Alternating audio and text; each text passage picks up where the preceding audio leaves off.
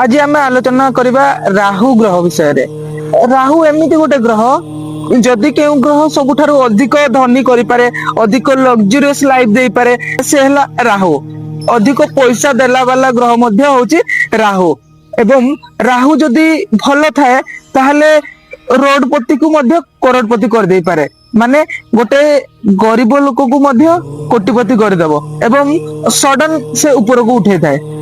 जिते भी गरीब लोक होई थाउ ना कहीं जदि राहु स्ट्रांग थाए, जदि राहु भल अवस्था रे थाए, ताहले जदि राहु पॉजिटिव फल देबा स्टार्ट करे ताहले से सडन ऊपर को उठी जिवो एवं बहुत लाभ पाइबो, बहुत लग्जरियस लाइफ एंजॉय करिवो। सडन जदि के ऊपर को उठुची ताहा राहु द्वारा होइताए।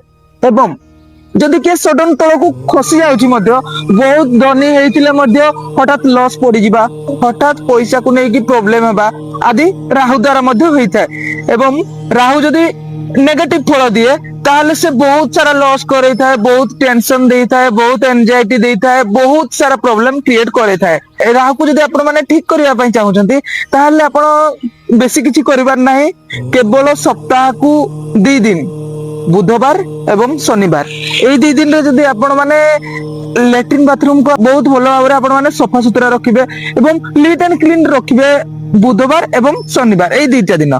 ता सहित आपण माने सप्ताह 7 दिन मध्य आपण 4 दिन जे कोनोसी गोटे मील आपण निज रोसई घर भीतर करिवे, ठिया हेकी करि पारबे एवं बसिकी जदि जेमती सुविधा होची आपण माने सेमिति करि पारबे। 4 दिन करिवे, डेफिनेटली आपनकर राहु जत्ते खराब थिले मध्य आपनको पॉजिटिव फल देबो एवं आपनकर बहुत सारा बेनिफिट रहइबो। रहुची नमस्कार, जय जगन्नाथ।